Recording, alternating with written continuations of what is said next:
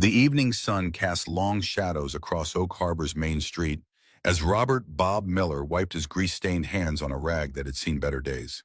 He'd just finished rebuilding the engine of a 1967 Chevy pickup, a labor of love that had taken him 3 days longer than quoted, but he wouldn't charge old Pete Johnson an extra dime. Some things were about pride and craftsmanship, not the bottom line. She purrs like new, Bob said, closing the hood with a satisfying thunk. Better than new, actually. They don't make 'em like this anymore. Pete, a retired postal worker who'd saved for years to restore his father's truck, ran his weathered hand along the polished fender. "You're a miracle worker, Bob. Dealership said it was scrap metal." Bob shrugged, tucking the rag into the back pocket of his work pants. "Those dealer boys wouldn't know a good engine if it fell on their Italian shoes. They're too busy selling computers on wheels." After Pete drove away, Bob locked up Miller's mechanical shop, the converted gas station he'd purchased after leaving his engineering career. The vintage-style sign, hand-painted by a local artist, swung gently in the evening breeze. His back ached from bending over engines all day, a twinge that seemed to get sharper with each passing year. At 45, he wasn't old, but some days his body disagreed. The walk to Stanley's place took less than 5 minutes. The neighborhood bar had been around since the Nixon administration, its neon beer signs and wood-paneled walls unchanged by time or trend. For Bob, it was a sanctuary of sorts, one of the few places where the world made sense. "Right on time," Stanley Kowalski said as Bob took his usual stool. The 70-something bar owner slid a glass of whiskey across the worn wooden counter. Stanley, a Vietnam vet with a gray handlebar mustache, had an uncanny ability to predict when his regulars would arrive. "Engine troubles don't run on schedules, Stan," Bob replied, taking a grateful sip. The familiar burn was welcome after a long day. The place was nearly empty, just how Bob liked it. A Coltrane tune played softly from the vintage jukebox in the corner, a machine Bob had repaired last winter when Stan couldn't find replacement parts. The only other patrons were a couple of retirees playing checkers by the window, too engaged in their game to notice anything else. That's why he noticed her immediately when she walked in. She didn't belong here, not in her tailored gray suit and sensible, yet expensive heels. Her chestnut hair was pulled back in a no-nonsense bun, but a few strands had escaped, suggesting a long day. She carried herself with the kind of confidence that came from boardrooms, not neighborhood bars. She hesitated at the door, scanning the room before approaching the bar and taking a seat 3 stools away from Bob. She placed her phone face down on the counter, an intentional gesture that caught Bob's attention. People in suits usually kept their phones in hand like an extra appendage. "What can I get you?" Stan asked, professional but curious. "Whiskey neat," she replied. Her voice had a pleasant huskiness to it, like someone who'd spent the day talking. "Something good but not flashy." Stan nodded appreciatively and poured her a Woodford Reserve. Bob couldn't help but notice the small smile that crossed Stan's face. He'd given her his good stuff without being asked. The woman took a sip, closed her eyes briefly, then set the glass down. The jazz played on, filling what might have been an awkward silence. Bob returned to his drink, content to mind his own business. That's when she turned to him, her gaze direct and unexpectedly intense. "If you had one wish," she asked without preamble, "who would you use it for?" Bob blinked, startled by both the question and its delivery. In his experience, strangers in bars either wanted something or were running from something. This woman didn't seem to fit either category. He studied her for a moment, the fine lines around her eyes suggesting she was around 40, the quality watch on her wrist that wasn't flashy, but clearly expensive, the way she held herself as if perpetually ready for evaluation. Tired, but not defeated. Instead of deflecting with humor as he might normally do, Bob found himself answering honestly. "My daughter," he said simply, "to give her everything I can." Robert Miller hadn't planned on being a single father at 45, nor on running a repair shop after 15 years as a mechanical engineer at Ford. Life had a way of redrawing blueprints when you least expected it. He'd met Martha Davis during his senior year at Michigan State, where he was studying mechanical engineering and she was pursuing art history. Their worlds couldn't have been more different, but that's what made their connection special. Martha saw beauty in the mechanical precision that fascinated Bob, while he came to appreciate the history and emotion behind the artwork she loved. They married a year after graduation, settling in Oak Harbor, where Bob had secured a promising position in Ford's engineering department. Martha worked at the local museum, eventually becoming its education coordinator. For 12 years, they built a comfortable life, saving for both retirement and the family they hoped to have. Emma came later than they'd planned when Bob was 35 and Martha 33. Born 2 weeks early with a head full of dark hair and her mother's inquisitive eyes, she changed everything. Bob still remembered standing in the hospital room holding his daughter for the first time, overwhelmed by the responsibility and wonder of it all. She's going to be curious about everything just like her dad, Martha had said, watching them with tired eyes and a proud smile. For 5 years, their family was complete. Bob excelled at Ford, working on engine efficiency improvements that earned him recognition within the company. Martha balanced motherhood with part-time work at the museum, and together they renovated an older craftsman home with a large detached garage that Bob converted into a workshop. On weekends, they'd take Emma to parks, museums, and sometimes just for drives in the countryside and explaining how things worked and why the world was the way it was. The heart condition had always been part of Martha's life, a minor arrhythmia diagnosed in her 20s that required annual checkups but little else. Just a quirky ticker, she'd say dismissively whenever Bob expressed concern, until the day it became much more than quirky. Bob had been in a meeting when his phone rang. By the time he reached the hospital, it was too late. An unexpected cardiac event, the doctor said. Sudden and catastrophic. No time to say goodbye. Emma, at just 5 years old, didn't understand why Mommy wasn't coming home. Her questions broke Bob's heart anew each time. When is Mommy's heart going to be fixed? Why can't the doctors make her better? Did Mommy not want to stay with us?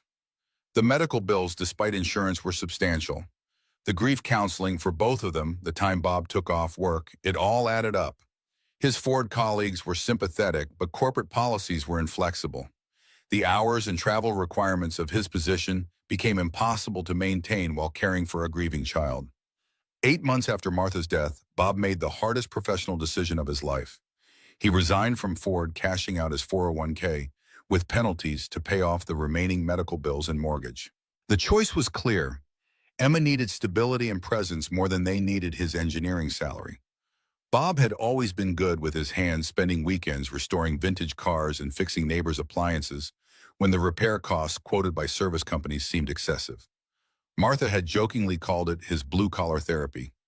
Now it became their livelihood. Miller's mechanical shop opened in a former gas station that had stood vacant for years. The location was perfect, close to their home and on the main street through town. Bob secured a small business loan, leveraging his engineering background and the building's existing infrastructure. What began as a desperate career change quickly developed a reputation for quality, honest work at fair prices. 5 years had passed since then. Emma, now 10, was thriving in school despite the absence of her mother. Bob had learned to braid hair through YouTube tutorials, mastered the art of packing nutritious lunches, and could navigate the complexities of elementary school social dynamics with reasonable success. They had their routines and traditions. Sunday pancakes made from Martha's recipe, Tuesday nights stargazing on the back porch, monthly visits to the science center in the neighboring city. What Bob hadn't managed was taking care of himself. The persistent backache from bending over engines, the occasional chest tightness he attributed to heartburn, the slowly increasing numbers on his blood pressure readings at the rare doctor visits he made time for, all were pushed aside in favor of Emma's needs and the business that supported them. Dating seemed like a complication he couldn't afford, both logistically and emotionally. Martha's absence remained a presence in their home, not as a ghost, but as a foundation. As for the wish he just revealed to the stranger at the bar, if he could give Emma anything, it would be a chance at everything: college without debt, travel to see the world's wonders, freedom to pursue her passions without the constraints that had narrowed his own path. And perhaps, though he rarely admitted it even to himself, a female presence in her life who could guide her through the experiences a father couldn't fully understand. My daughter, he'd said to the woman in the suit, to give her everything I can. Catherine Hayes had achieved what most would consider the pinnacle of success. At 40, she was the founder and CEO of InnoTech Solutions, a healthcare software company valued at over $400 million. Her office overlooked the city skyline. Her schedule was managed by two executive assistants, and industry publications regularly featured her as a pioneer in medical technology innovation. What those glossy magazine profiles didn't capture was the woman currently sitting in a neighborhood bar, asking a stranger about wishes. Catherine grew up in a middle-class neighborhood in Cincinnati, the only child of an electrician father and a librarian mother. From an early age, she showed an uncanny ability to understand how things work, taking apart household appliances and reassembling them, sometimes to her parents' dismay. Her father, recognizing her talent, began teaching her about circuits and wiring when she was just 8 years old. "You've got hands made for fixing things," he'd tell her as they huddled over broken toasters and radios at his workbench. "But you've got a mind made for bigger things." That mind earned her a scholarship to MIT, where she studied computer science with a focus on healthcare applications. Her senior thesis, a program that improved diagnostic accuracy for heart conditions, caught the attention of a major medical software company. By 25, she was leading their research division. By 30, she'd grown frustrated with corporate bureaucracy and launched InnoTech with seed money from investors who recognized her vision. The company's first product, a patient monitoring system that reduced hospital readmission rates by 20%, became the industry standard within 3 years. Success followed success, and Catherine found herself at the helm of a rapidly growing enterprise. Board meetings, investor pitches, international conferences, her calendar was perpetually full, 6 months in advance. What vanished from that calendar was time for the hands-on work she'd once loved. The last circuit board she'd personally designed was now framed on her office wall, a relic from another life. The workbench her father had built for her 30th birthday sat unused in her penthouse apartment, its tools still organized with engineer's precision, but gathering dust. 6 months ago, she'd ended her engagement to Richard Bennett, the CEO of a pharmaceutical distribution company. What had begun as a meeting of minds had evolved into a strategic partnership, as she'd overheard him describing their relationship to a colleague. "The synergy between our companies creates significant market advantages," he'd said, reducing their planned marriage to a business transaction. Catherine had returned the ring that evening without explanation, ignoring his confused protests. The business press had speculated wildly about the breakup, but she had never commented publicly. Privately, the experience left her wondering if anyone would ever see Catherine the woman rather than Hayes the CEO. The chronic headaches had begun shortly after. Her doctor blamed stress and recommended rest, meditation, and perhaps a vacation. Catherine had nodded politely while mentally rescheduling the board meeting that conflicted with the follow-up appointment. Tonight had been particularly grueling. A presentation to potential investors followed by a contentious meeting with the board about expansion plans. When her driver had suggested the usual route to her penthouse, something in Catherine rebelled. On impulse, she directed him to drop her several blocks from her destination, claiming she needed fresh air. Instead of heading home, she'd walked until she found Stanley's Place, a bar so unlike her usual haunts that no one would think to look for her there. What she hadn't expected was the man with grease-stained hands nursing a whiskey by himself, radiating a quiet self-assurance that had nothing to do with status or achievement.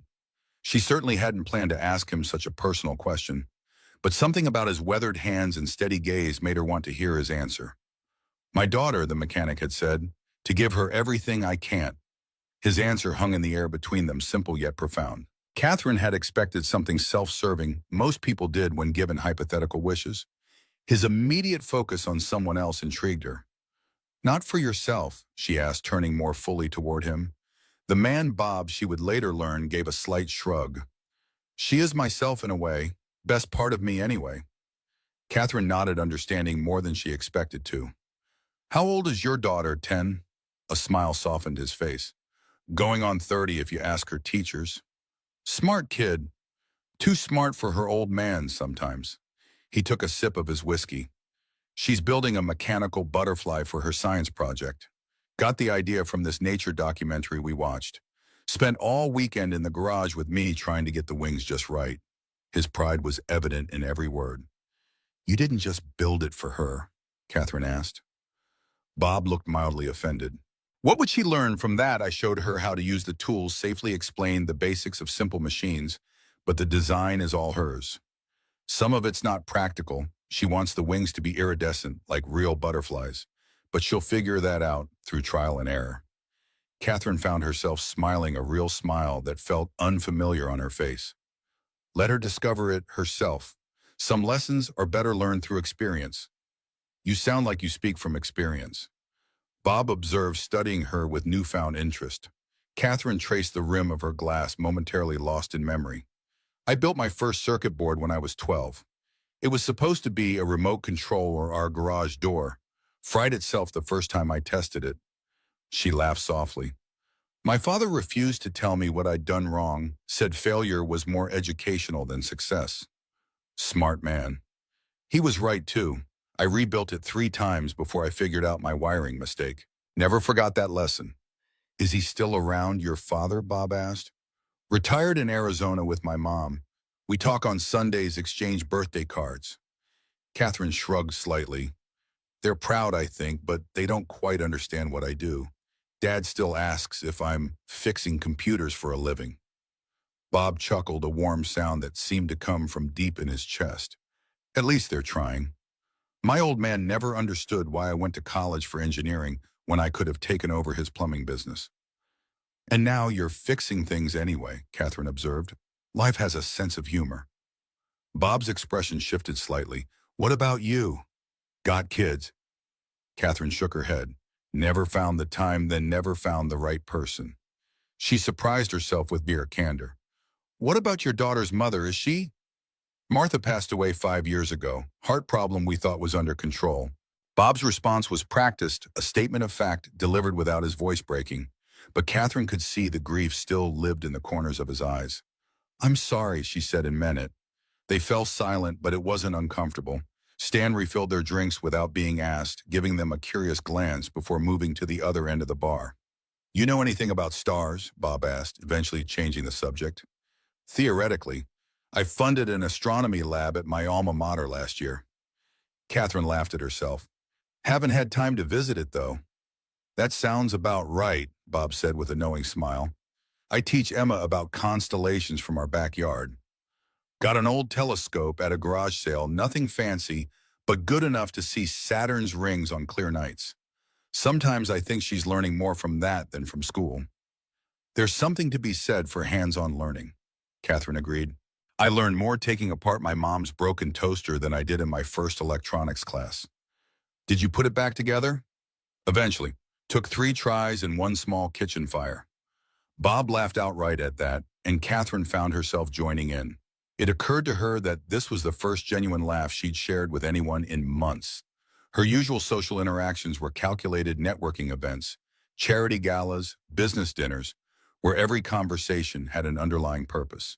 As the evening progressed, they moved from childhood memories to favorite books, from Bob's struggles with Emma's increasingly complex homework to Catherine's frustration with board members who underestimated her technical expertise. Neither mentioned last names, job titles, or specific details that would identify their social positions. In that anonymous space, they were simply 2 people connecting across the invisible barriers that might otherwise have separated them.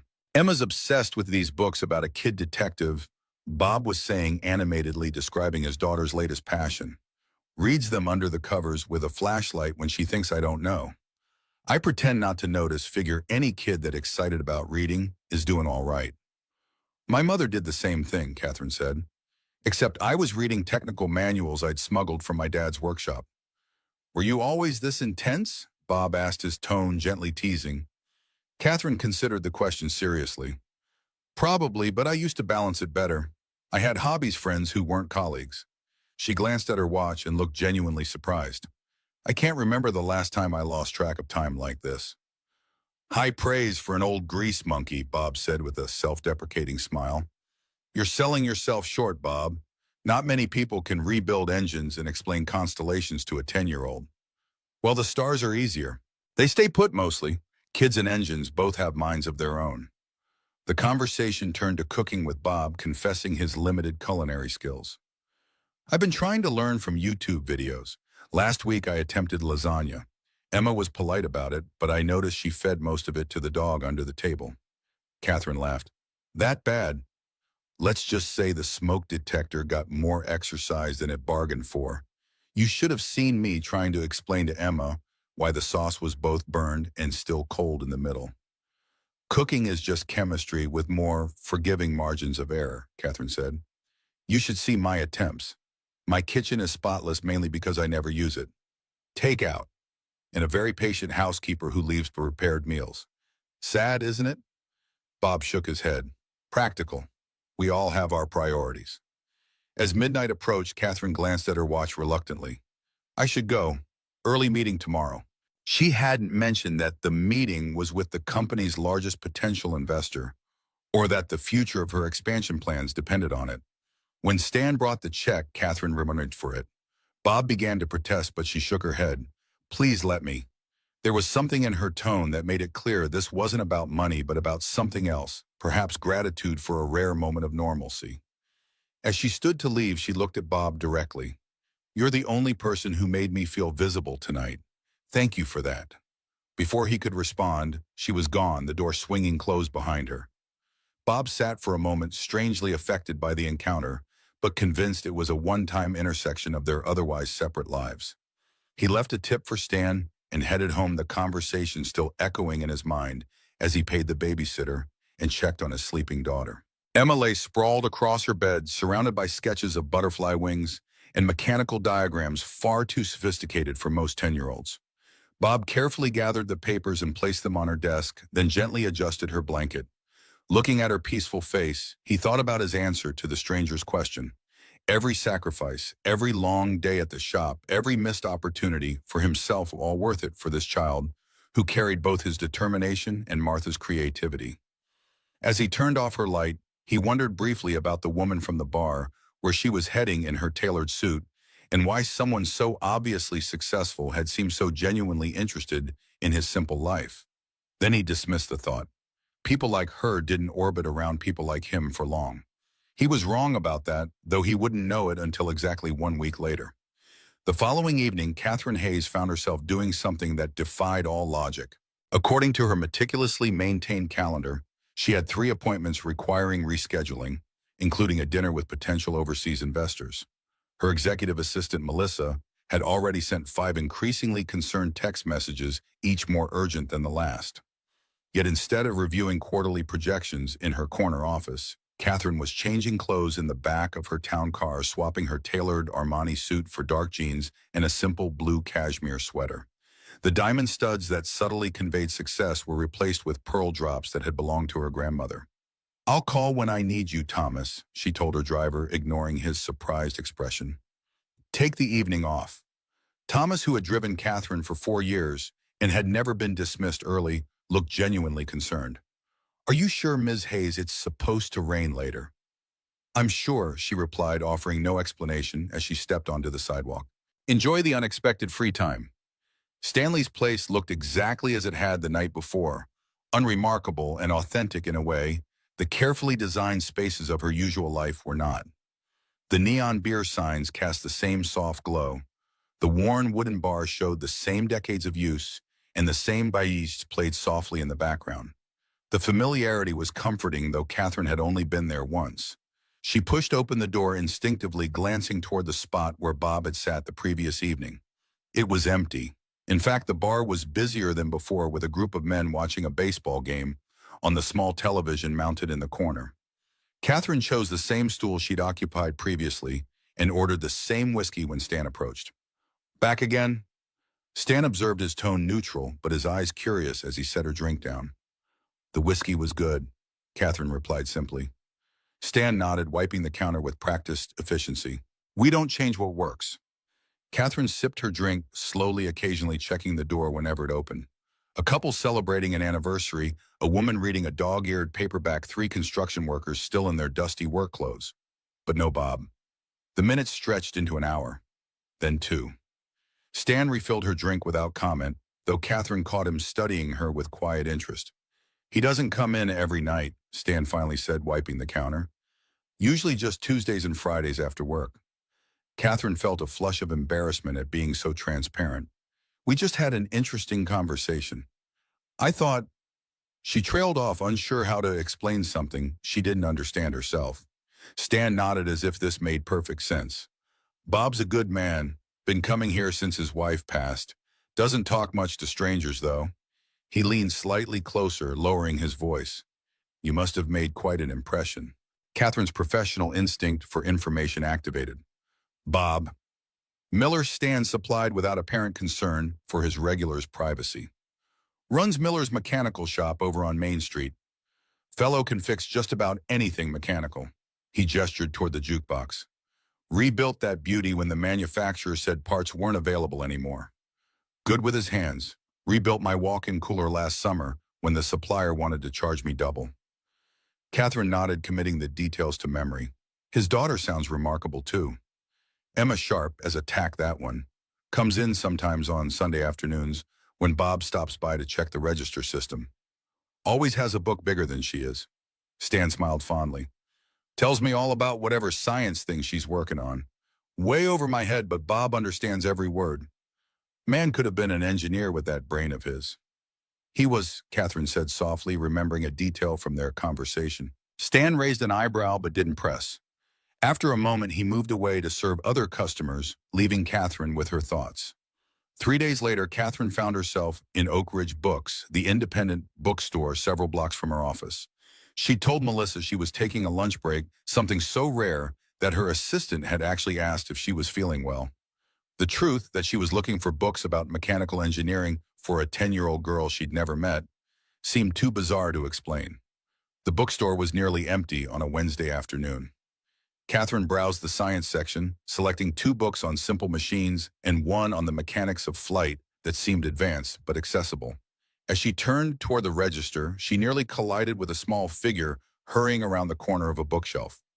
"Sorry," the girl exclaimed, clutching a stack of books to her chest. She had dark curly hair pulled back in a messy ponytail and intelligent brown eyes that widened when she saw Catherine. "I wasn't looking where I was going." "Entirely my fault," Catherine replied, steadying the girl with a gentle hand on her shoulder. "Those are quite the impressive books you've got there." The girl, who couldn't have been more than 10, looked down at her stack proudly. "They're about mechanical engineering and butterflies. I'm building a mechanical butterfly that can really fly for my science project." Something clicked in Catherine's mind. "That sounds fascinating. Is it working so far?" "The wings are hard," the girl admitted. "I want them to move like real butterfly wings, but the motors I have are too heavy." She studied Catherine curiously. "Do you know about engineering?" Catherine smiled. "A little. I studied electrical engineering in college." "That's different from mechanical, right? My dad says electrical is about making power go where you want it, and mechanical is about making things move how you want them to." "Your dad sounds like he knows his stuff," Catherine said, feeling a strange certainty about who this child was.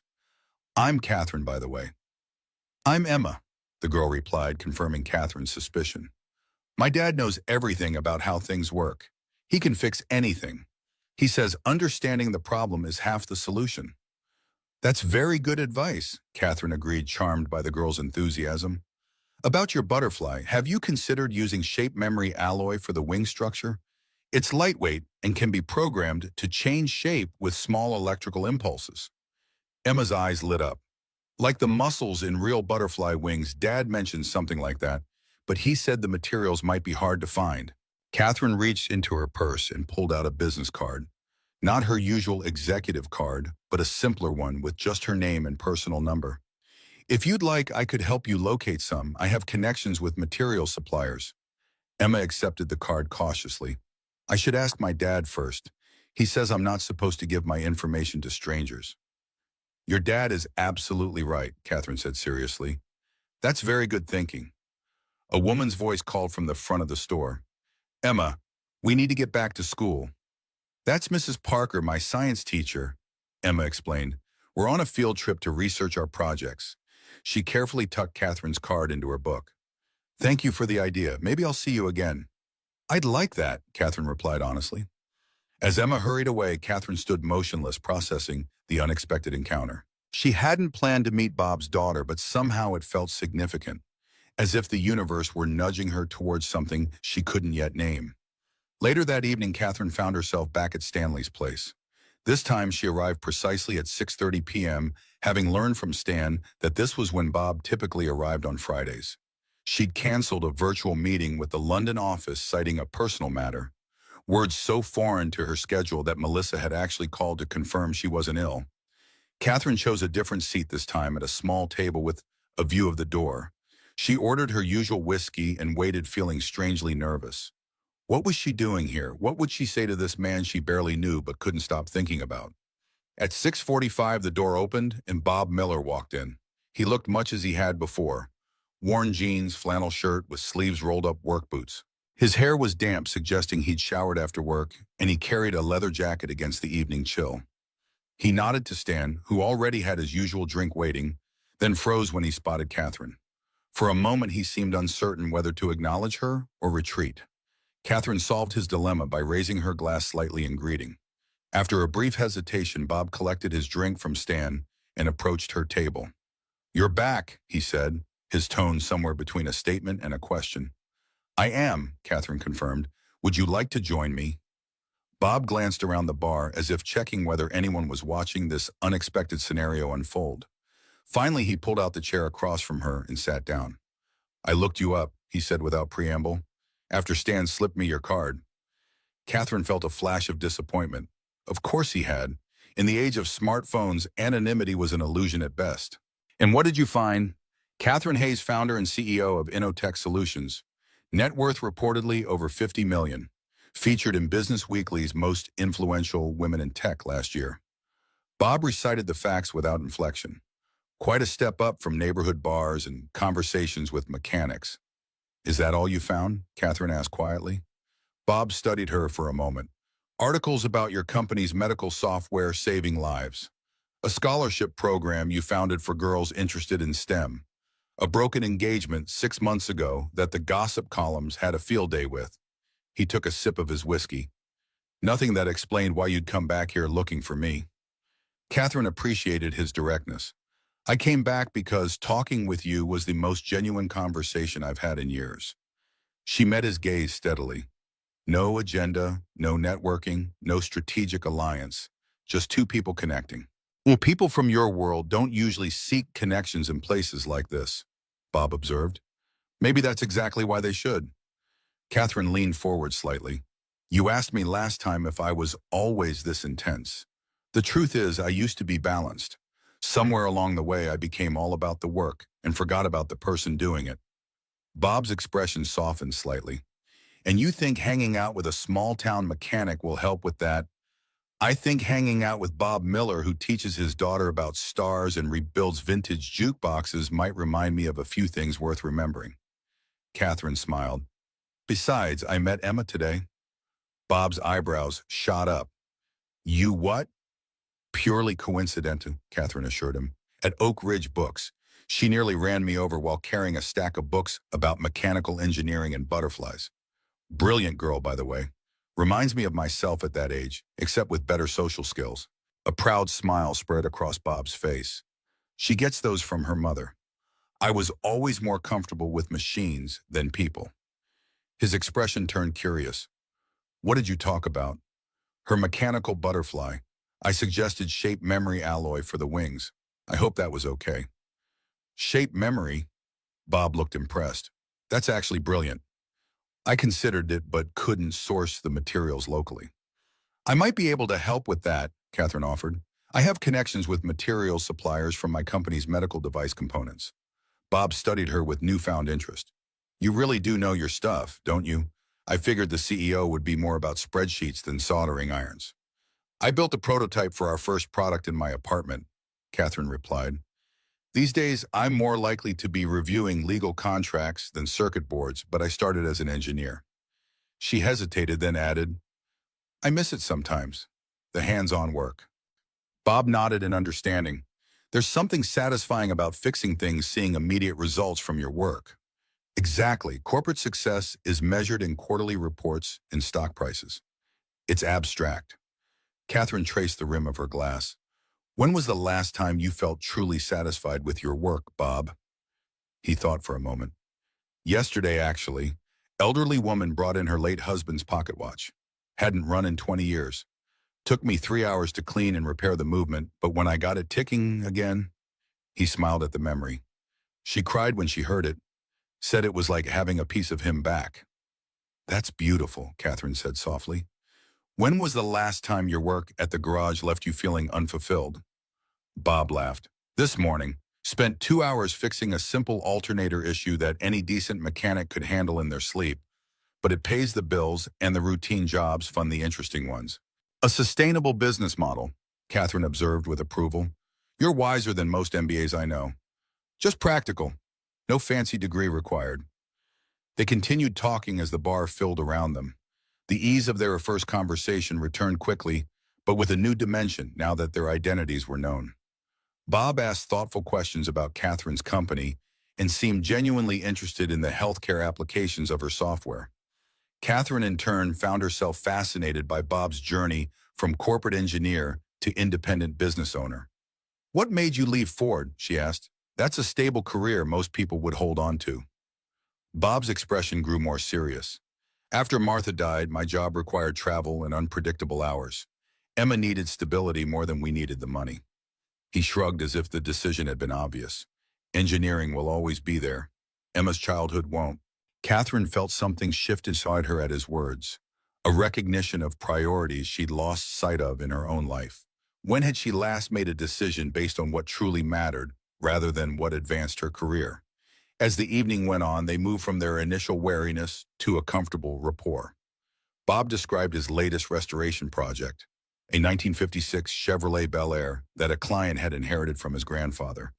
Catherine shared stories about her early days coding healthcare applications, working through nights fueled by vending machine coffee and determination.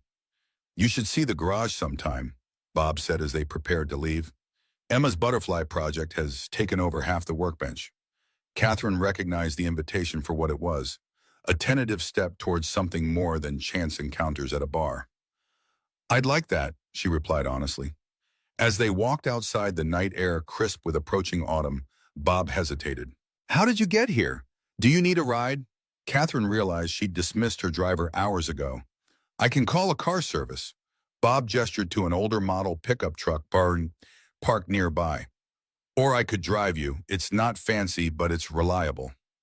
Catherine looked at the truck, clearly well-maintained, but worlds away from the luxury vehicles she typically rode in, and made her decision.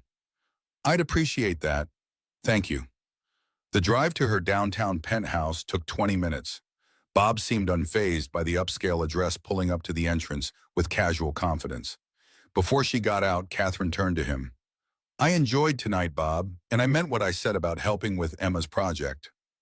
Bob nodded. "She has science class on Thursdays. We usually work on the butterfly afterward. If you're serious, you could stop by the shop around 4:30. "I'll be there," Catherine promised, surprising herself with how much she meant it. 1 week after finding Catherine's business card in his jacket pocket, Bob Miller was elbow-deep in the guts of an industrial textile machine at Riverdale Manufacturing. The factory produced components for several tech companies, and downtime cost thousands per hour. Bob had dropped everything when their maintenance manager called in a panic about the machine's catastrophic failure. "I've never seen a timing belt shred like this," Bob muttered, carefully extracting fragments from the mechanism. "Something's out of alignment." He was so focused on the problem that he barely registered the sound of voices approaching until they were nearly upon him. The factory floor manager was leading a tour group through the facility, pointing out various production lines with animated gestures. "We've increased output by 23% since implementing the new system," the manager was saying proudly. "The quality control metrics have improved significantly as well." Bob glanced up briefly, then froze. Walking alongside the manager, nodding at appropriate intervals while asking pointed questions about efficiency and worker conditions, was Catherine Hayes. She wore a tailored navy suit that somehow looked both professional and elegant, her hair pulled back in a sleek chignon. Several executives followed behind her, taking notes on tablets and occasionally leaning in to whisper to one another. Their eyes met across the factory floor. For a split second, Catherine's professional mask slipped, revealing genuine surprise. She hesitated, then said something to the group before walking directly toward him. Bob became acutely aware of his worn work clothes and the grease stains on his hands. He straightened up, wiping his palms on a shop rag that probably made them dirtier rather than cleaner. "Bob," she said simply when she reached him, as if his name held some significance she was still trying to understand. "Ms. Hayes," he replied formally, conscious of the curious glances from both her entourage and the factory workers. Her expression changed almost imperceptibly. Catherine, she corrected then more quietly, I didn't expect to see you here. Likewise, Bob said, gesturing to the disassembled machine. Emergency repair call.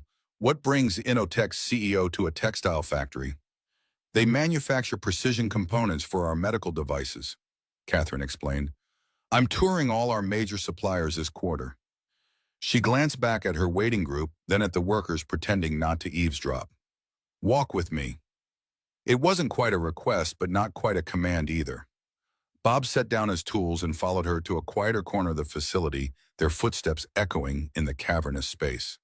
I was planning to come by your shop tomorrow, Catherine said when they were relatively alone, for Emma's project. You remember, Bob said, surprised that with her obviously packed schedule, she'd kept track of such a detail. I keep my promises, Bob. She studied him for a moment. You're very good at what you do. The plant manager mentioned they called you specifically for this breakdown because their regular maintenance team couldn't solve it. Bob shrugged. Just a matter of experience. I've worked on similar systems before. Don't downplay your expertise, Catherine said firmly. I've built a company recognizing talent when I see it. Her direct praise made Bob uncomfortable in a way he couldn't quite define. Look, Catherine, this is all a bit strange, isn't it?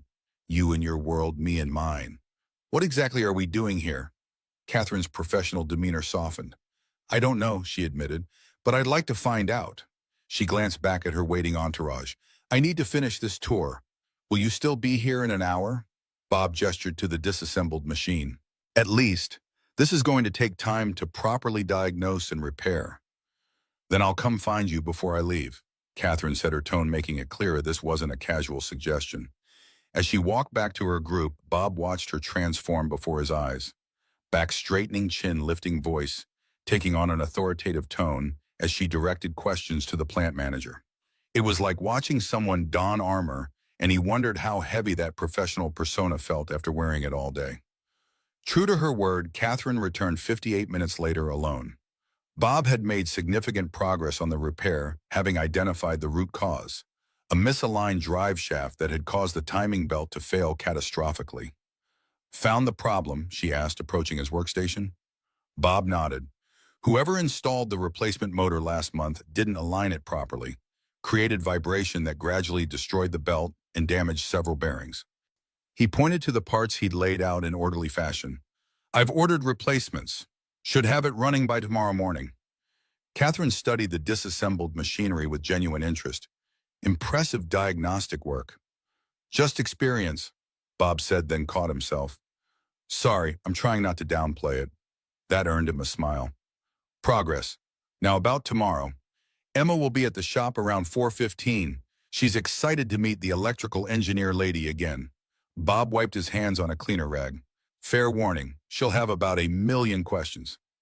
I look forward to every one of them, Catherine replied. She hesitated, then added, Is it strange that I'm nervous about impressing your daughter? Bob laughed. Not strange at all. She's a tough critic. Once told my best customer his classic Mustang was inefficient by design. Smart girl? Too smart for her own good sometimes, Bob agreed proudly. The shop address is 1425 Main Street. It's the old Phillips 66 station with the blue and white awning. I'll find it, Catherine promised. She glanced at her watch, a subtle but obviously expensive timepiece. I should go. My driver's waiting. Bob nodded, suddenly aware again of the gulf between their worlds. See you tomorrow, then? Catherine turned to leave, then paused. Bob, thank you. For what? For seeing me as Catherine, not just Hayes, the CEO. With that, she walked away, her heels clicking purposefully on the concrete floor. Bob watched her go, wondering what exactly he was getting himself into. Then he turned back to the machine, losing himself once more in the familiar comfort of mechanical problems that, unlike human relationships, had clear solutions. Over the next few weeks, a strange but comfortable routine developed. Catherine would visit Miller's mechanical shop on Thursday afternoons, ostensibly to help with Emma's butterfly project, but increasingly because she enjoyed the company of both Millers.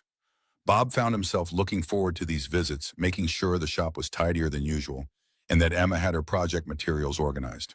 For Catherine, the repair shop became a sanctuary from the pressures of corporate life. She would arrive in her business attire, but keep a change of casual clothes in her car switching before entering the shop. The transformation was more than physical. Her entire demeanor would shift the tension visibly, leaving her shoulders as she stepped into Bob's world. Emma took to Catherine immediately, bombarding her with questions about electrical engineering, computer programming, and occasionally what it was like to be a boss lady.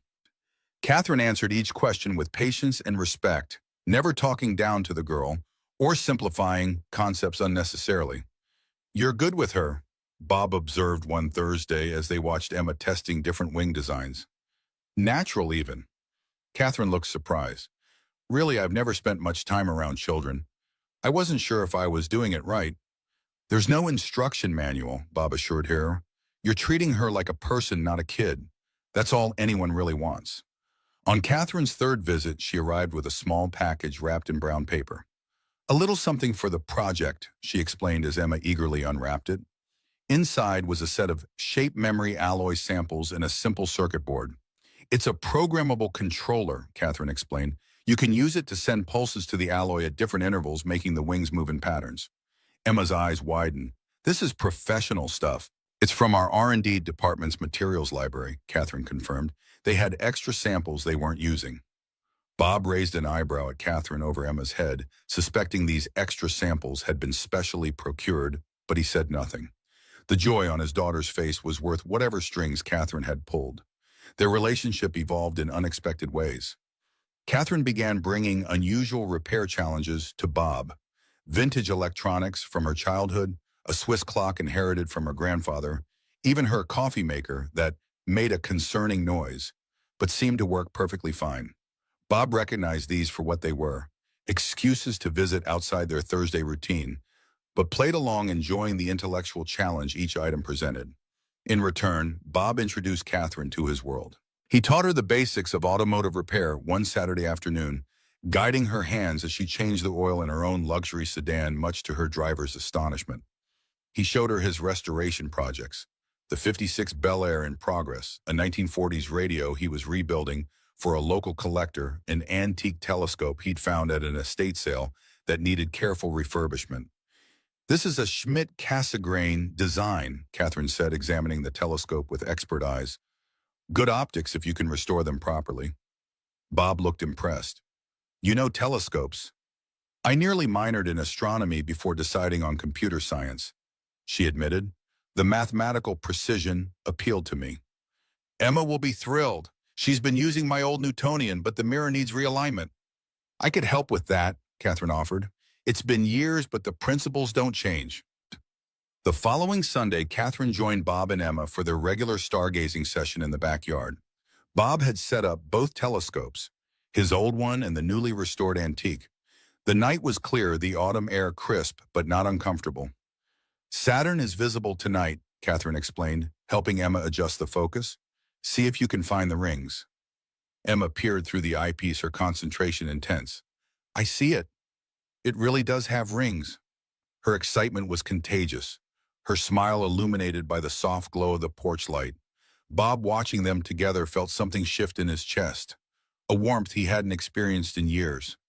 Catherine caught his gaze and held it for a moment, something unspoken passing between them. Neither was ready to name it, but both recognized its presence. As October turned to November, their worlds began to intersect in unexpected ways. Catherine invited Bob to consult on an engineering problem at Innotech, a prototype medical device that wasn't functioning as designed. The staff engineers were clearly surprised when their CEO brought in a small-town mechanic, but Bob's practical approach identified the issue within hours.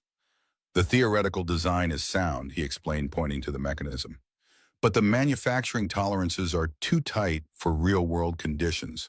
Hospitals aren't clean rooms. There's dust, humidity variations, occasional impacts. You need to build in more flexibility." Catherine watched with poorly concealed pride as her team implemented Bob's suggestions, the prototype's performance improving dramatically. "See why I brought him in," she said to her chief engineer. "Sometimes we get too caught up in perfect design and forget about practical application." For Bob, the visit to Innotech was both impressive and intimidating. Catherine's authority was evident in every interaction. Employees snapping to attention when she entered a room, executives deferring to her judgment without question. This was a different Catherine than the one who sat cross-legged on his garage floor helping Emma with her science project. "You're a force of nature in there," he commented as she walked him to his truck afterward. Catherine looked momentarily vulnerable. "Too intense." "Just right for what you're doing," Bob assured her. "It's part of who you are." "Not all of who I am," she replied quietly. "That's what I've been rediscovering lately." The moment seemed to call for more, perhaps a touch or an acknowledgement of the growing connection between them. But Bob hesitated and the moment passed. Catherine stepped back, professional mask sliding back into place. "Thank you for your help today," she said formally. The team was impressed. "Happy to help," Bob replied, matching her tone while wondering what had just happened. As he drove home, Bob reflected on the complexity of their relationship. In his garage or at Stanley's place, Catherine was relaxed, engaged, and almost playful. But glimpsing her in her corporate element had reminded him sharply of the differences between them. She moved through a world of board meetings and million-dollar decisions, while he measured success in fixed engines and bills paid on time. What could someone like Catherine Hayes possibly want with someone like him beyond a temporary diversion, a glimpse into a simpler life? And even if she did want more, how could their worlds ever truly merge? By the time he reached home, Bob had convinced himself that maintaining a careful distance was the wisest course. Emma was growing attached to Catherine, and disappointment would be inevitable when Catherine eventually moved on. Better to establish boundaries now than face heartbreak later. But when Thursday came around and Catherine arrived at the shop with 3 cups of hot chocolate and a new idea for Emma's butterfly wings, Bob's resolve weakened. Watching them work together, heads bent over the project in identical poses of concentration, he realized it might already be too late for caution. 3 weeks after their first meeting at Stanley's place, Catherine found herself doing something entirely unexpected, preparing dinner in Bob Miller's modest kitchen. The invitation had come casually at the end of their regular Thursday session, working on Emma's butterfly project. "Emma's been asking when Ms. Catherine might stay for dinner," Bob had said, his tone deliberately casual. "No pressure, but we're having pot roast tomorrow night. Nothing fancy, but there's plenty." Catherine had accepted before fully processing the significance of the invitation. Now standing in Bob's kitchen, watching him navigate between stove and counter with unexpected grace, she felt oddly nervous. This wasn't a business dinner with strategic objectives or a social event with networking opportunities. This was simply dinner with a man and his daughter who were becoming increasingly important to her. Bob's home reflected his practical nature, a 2-bedroom craftsman built in the 1940s, modest but impeccably maintained. Family photos lined the hallway, most featuring Emma at various ages, and a beautiful dark-haired woman Catherine assumed was Martha. The living room housed an impressive bookshelf spanning one entire wall, filled with an eclectic mix of engineering manuals, classic literature, and children's books. A piano stood in the corner, sheet music open to what appeared to be a beginner's practice book. "Emma started lessons last year," Bob explained, catching Catherine's glance. "Martha played. Thought it was important Emma had that connection to her mom." "That's lovely," Catherine said softly, touched by Bob's devotion to preserving Martha's memory for their daughter. The kitchen showed signs of Bob's engineering mindset. Tools and appliances arranged with practical efficiency, nothing fancy, but everything functional. A child's artwork covered the refrigerator, mostly technical drawings labeled in Emma's careful handwriting. "Can I help with anything?" Catherine offered, feeling oddly out of place. Despite growing up in a middle-class home with parents who cooked every night, her adult life had been so removed from domestic routines that standing in a family kitchen felt like visiting a foreign country. "You can set the table if you'd like," Bob suggested, handing her a stack of simple white plates. "Emma should be finished with her homework soon." As if on cue, they heard footsteps racing down the hall. Emma burst into the kitchen, her face lighting up when she saw Catherine. "You really came. Dad said you might be too busy." "I wouldn't miss it," Catherine assured her, surprised by how much she meant it. "Did you bring the special wire?" Emma asked eagerly, "for the butterfly control circuit." "Emma," Bob admonished gently, "Catherine's our dinner guest, not your engineering consultant." "It's fine," Catherine laughed, reaching into her purse. "And yes, I brought the microfilament wire we talked about. But maybe we should look at it after dinner." Emma nodded solemnly. "Dad's pot roast is worth paying attention to. He only makes it for special occasions." Bob looked slightly embarrassed. "It's not that special, just my mother's recipe." It smells amazing, Catherine said truthfully. The rich aroma of slow-cooked beef and herbs filled the kitchen, reminding her of Sunday dinners from her childhood. Dad had to watch like 5 YouTube videos to learn how to make it right, Emma informed her, with the brutal honesty of children. The first time it was super burned on the outside and still cold inside. Thank you for that detailed history of my culinary failures, Bob said dryly, but his eyes were amused. Why don't you wash up and then help Catherine with the table? As they prepared for dinner, Catherine observed the easy rhythm between father and daughter. The shorthand communication, the shared jokes, the unconscious synchronization of movements that came from years of existing in the same space. It was so different from her own carefully scheduled, often solitary life that she felt a pang of something like envy. Dinner itself was a revelation. The pot roast was indeed excellent, tender and flavorful in a way restaurant meals rarely achieved. But more surprising was the conversation, meandering, unstructured, filled with genuine curiosity and laughter. Emma described her school day in colorful detail, including a minor playground controversy involving the proper rules of Foursquare. Bob shared an anecdote about a customer who had insisted his car was making a strange noise, only to discover a toy robot lodged under the seat that activated whenever the car turned right. "What about you, Miss Catherine?" Emma asked between bites. "Did anything interesting happen at your company today?" Catherine considered the board meeting she'd attended that morning, the quarterly projections, review, the potential acquisition discussions, all significant but suddenly seeming sterile compared to Emma's vivid school stories. "Well, our research team is working on a program that might help doctors identify heart problems earlier," she said, opting for the project that might interest Emma most. "It uses patterns in heartbeat data to predict issues before they become serious." "Like what happened to Mom?" Emma asked quietly. Bob tensed slightly, but Catherine met Emma's gaze directly. "Yes, exactly like that. If we can make it work correctly, it might help other families avoid what happened to yours." Emma nodded thoughtfully. "That's important work." "It is," Catherine agreed. "It's why I started my company." "Because someone you loved had a heart problem too?" Emma asked with a child's uncanny perception. Catherine felt both Bob and Emma watching her closely. "My grandfather," she admitted. "He died of a heart attack when I was about your age. The doctor said they could have saved him if they'd known sooner something was wrong." "That's why you make medical computers," Emma concluded, satisfied with the explanation. "To help doctors know sooner." "That's exactly right," Catherine said, surprised by how clearly this child had distilled her complex corporate mission to its emotional core. After dinner, as promised, Catherine helped Emma with the next phase of her butterfly project. They sat at the kitchen table, Bob watching from nearby, as he dried dishes, looking both proud and slightly overwhelmed by the technical discussion between his daughter and Catherine. "You've created a viable control system for the wing articulation," Catherine explained, examining Emma's circuit diagram. "The microfilament wire I brought will help reduce the weight while maintaining conductivity." Emma beamed at the validation. "Dad helped with the mechanical parts, but the electrical stuff is trickier." "You're doing better than I did at your age," Catherine assured her. "My first circuit board fried itself immediately." "Really, what happened?" "I reversed the polarity on a key component. Basic mistake, but you learn more from failures than successes sometimes." Bob, listening nearby, caught Catherine's eye and mouthed, "Thank you."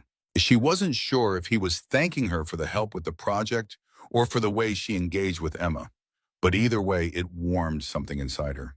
When it was time for Emma to prepare for bed, she surprised Catherine with a quick, fierce hug. "Will you come back soon? Not just for butterfly stuff, but for dinner and things?" Catherine, momentarily speechless, found herself hugging the child back. "I'd like that very much." After Emma reluctantly headed upstairs, Bob and Catherine moved to the living room, each holding a cup of coffee. An awkward silence fell between them, the first since their early encounters. "She likes you," Bob finally said, his tone impossible to read. "I like her too," Catherine replied honestly. "She's remarkable, Bob. Smart, curious, kind. You're doing an amazing job raising her." Bob looked down at his cup.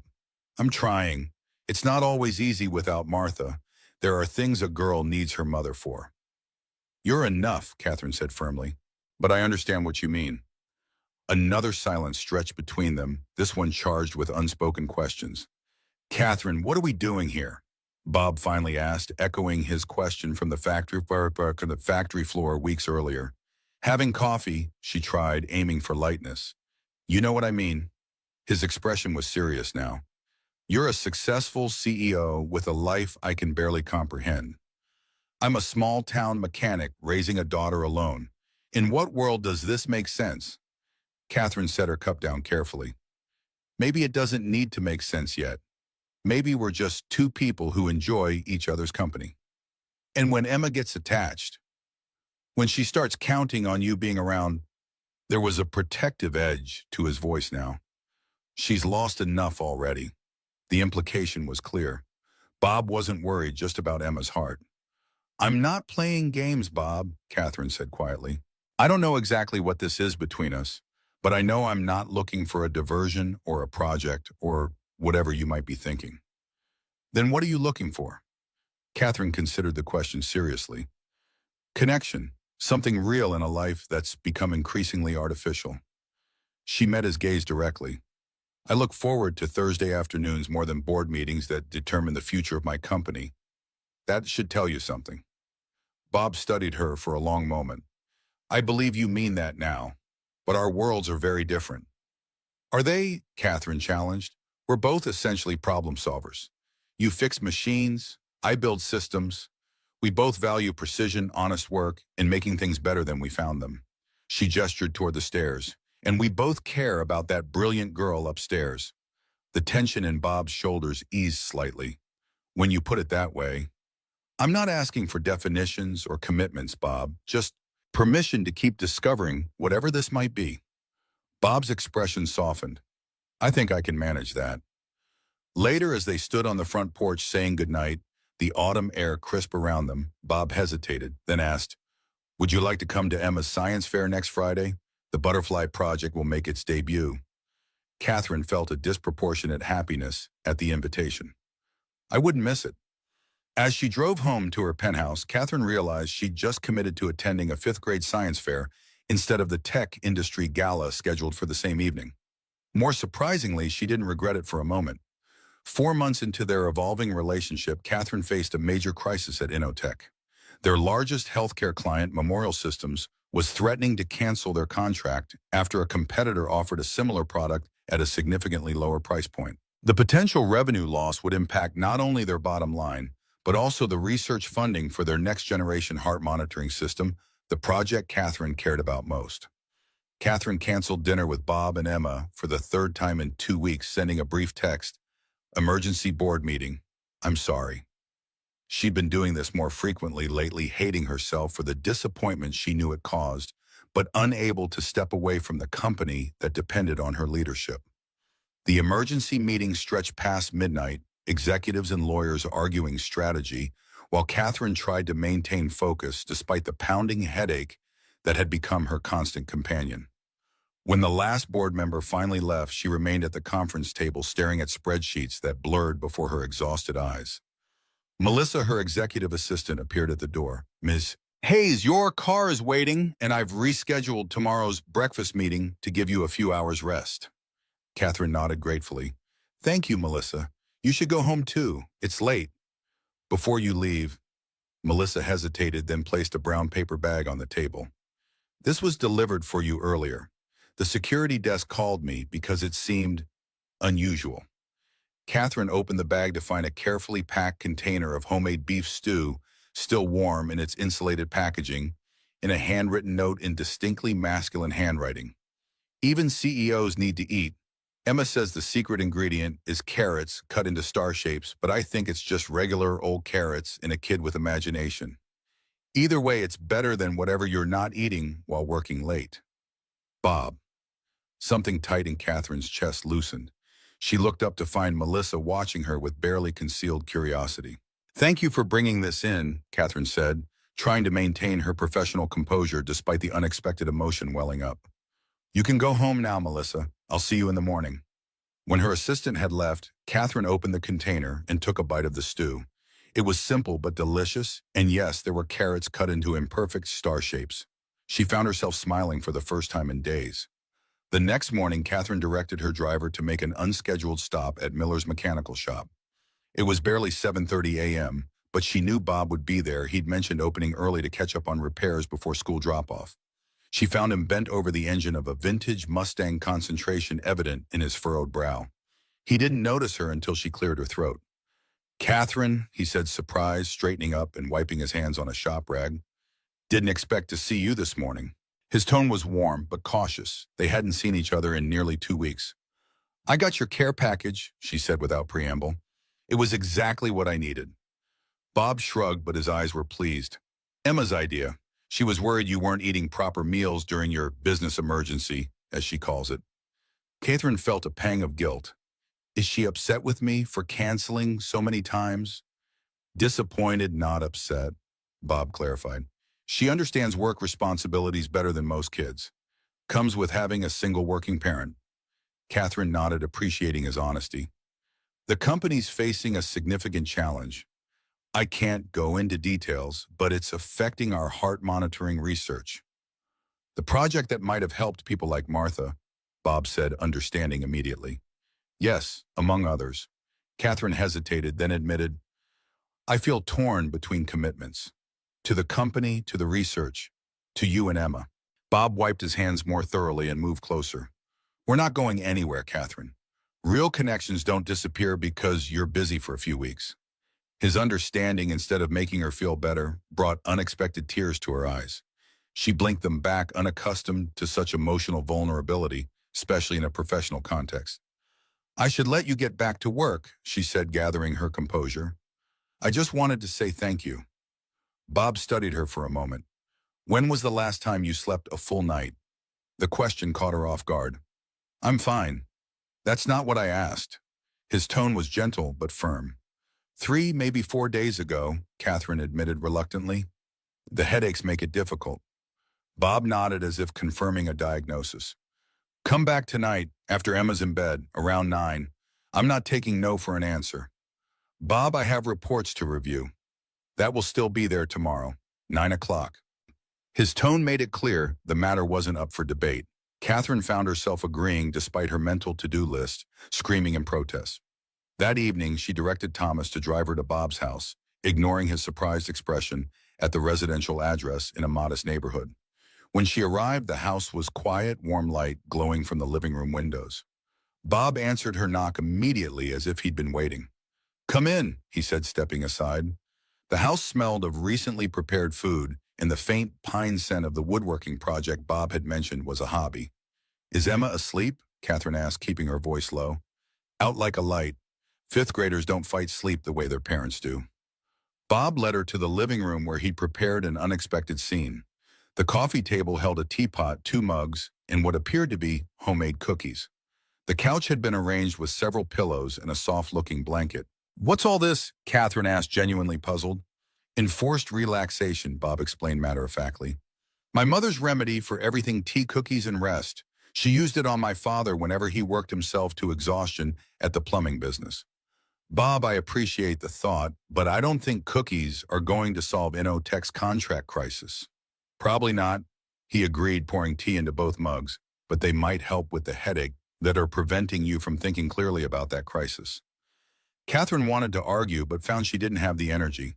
Instead, she accepted the offered mug and sat on the couch, the tension she'd been carrying for weeks making her movements stiff. "The tea has valerian root," Bob explained. "Natural muscle relaxant. Martha used it during her pregnancy when she couldn't take conventional medication." "You're full of surprises, Bob Miller," Catherine said, taking a cautious sip. The tea was pleasant, with hints of chamomile and something citrusy. "Comes with the territory when you're a single parent. You become part mechanic, part nurse, part chef, part whatever your kid needs that day." He sat in the armchair across from her, giving her space. "Now drink your tea and tell me about this work crisis. Sometimes talking it through helps." Catherine found herself explaining the situation, the contract threat, the competitors' tactics, the board's divided opinions on how to respond. Bob listened attentively, asking occasional questions that revealed a surprising grasp of business fundamentals. "So the core issue isn't just the money," he summarized when she'd finished. "It's that if you lose this contract, the heart monitoring research loses funding, and that project matters to you personally." "Exactly." Catherine confirmed, impressed by his perception. The board sees it as one project among many, but for me, it's your grandfather, it's Martha. It's all the people who might be helped if you can make it work. Bob nodded, understanding. Have you told the client that part? Not the board or the lawyers, the actual decision makers at Memorial. Catherine blinked. No, that's not how business negotiations typically work. Maybe it should be, Bob suggested. In my experience, people respond to passion and authenticity. If the Memorial folks understand why this project matters beyond profits, they might see your company differently than the competitor. Catherine considered this, turning the idea over in her mind. It was unorthodox, certainly, but there was wisdom in it. That's actually an interesting approach. Risky, but potentially effective.